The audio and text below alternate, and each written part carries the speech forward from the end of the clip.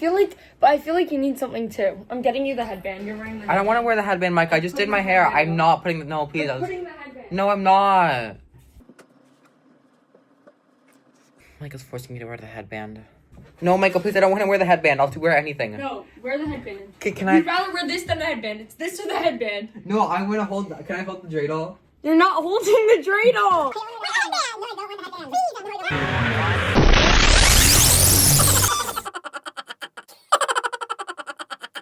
Hi, I'm Micah. And I'm Ash, and we were raised Jewish. In this video, we're going to be making latkes with sour cream and applesauce. Latkes are pretty much just potato pancakes fried in oil. The only other ingredients are onions, eggs, and salt. Although latkes seem like a bland, basic combination of ingredients, they are an amazing Jewish staple eaten on Hanukkah. Now, what is Hanukkah and how are potato pancakes involved? Latkes are not only eaten on Hanukkah because they're really, really good, but they're deeply tied to the holiday. Hanukkah commemorates the rededication of the Second Temple in Jerusalem over 2,000 years ago. The story goes that when the Maccabees reclaimed the temple, they found enough oil to light the menorah for one night, but miraculously, it burned for 8 nights. Latkes are the main salty food for Hanukkah because they are fried in oil, and that represents the oil that burned for 8 nights instead of 1. But latkes were not eaten back then. It was only in the 19th century, or 1800s, when latkes became a food eaten on Hanukkah. Latkes were first invented in Eastern European countries, such as Russia, after potatoes came from South America. Mash, how did the potatoes get from South America to Europe? The answer to that is the Columbian exchange. The Columbian exchange was a very important exchange of plants, foods, animals, diseases, and cultures between the Americas and Europe from the late 15th century to the 18th century. Potatoes came from South America, and without the Columbian exchange, potatoes would have only been introduced to Europe a lot later, if at all.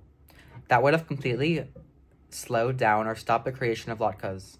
So thank God for the Columbian exchange for bringing us this yummy, amazing Jewish staple. For our recipe, we need 2.5 pounds of potatoes, 1 large onion, 3/4 cup matzah meal or breadcrumbs, 2 large eggs beaten, 1 tablespoon potato starch, 1 1/4 teaspoon salt, 1/2 teaspoon pepper, and then avocado, peanut, or grapeseed oil for frying, 1/4 cup schmaltz, and that is optional. That is all. The schmaltz. Yeah.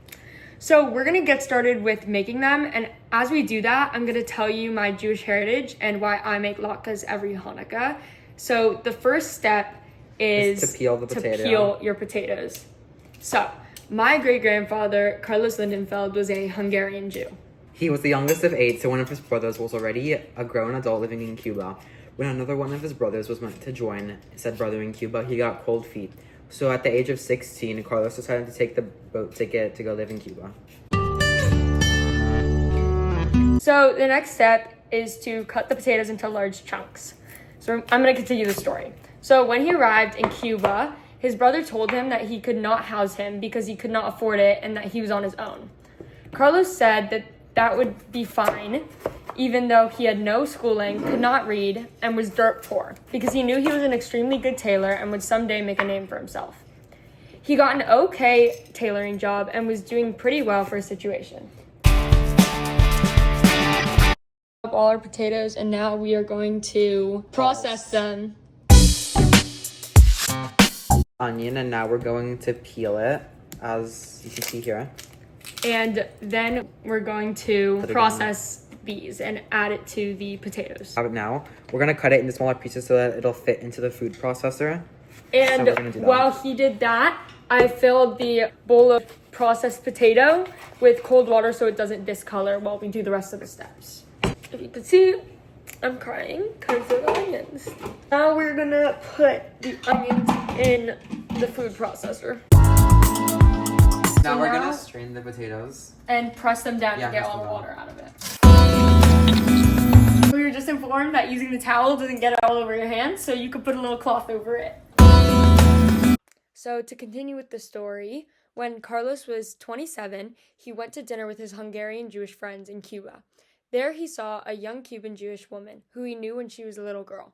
But now she was 18 and drop-dead gorgeous. Without hesitation, he asked her on a date, and she said yes. So the next night, they went on their date, and Carlos ordered his usual whiskey. He said to the woman, and I quote, "Before I take a sip, so you don't think I'm drunk, will you marry me?" That woman's name was Judith Gorst, later Judith Lindenfeld, and they were married for 51 years. The two had 4 kids together, and as the family tree grew, they no longer referred to as Carlos and Judith Lindenfeld. They were Lelo and Lela. So I never read it.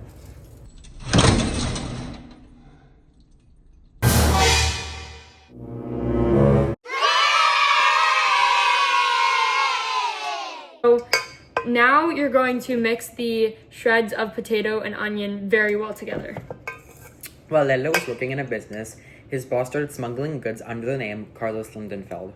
That led him to getting arrested, which led the very small amount of money the family had to get even smaller, and my Lelo being out of a job. This was also around the time the government in Cuba got bad, so Lelo left for Miami to try to find a job and somewhere to live, while my Lila and the kids stayed in Cuba until summer break, so they were allowed to leave. They could only bring 6 weeks worth of stuff with them so that they would be allowed to leave, meaning all special family items had to stay. I'm gonna put the beaten eggs into the potato and onion mixture. You're gonna put in a tablespoon of potato starch. Now mash is measuring out 1 1/4 teaspoons of salt.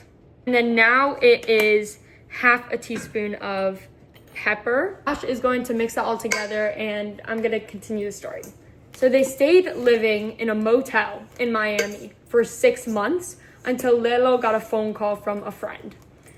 He told Lelo that there was a tailoring job he could take in Venezuela, but there were only 2 workers and 6 sewing machines.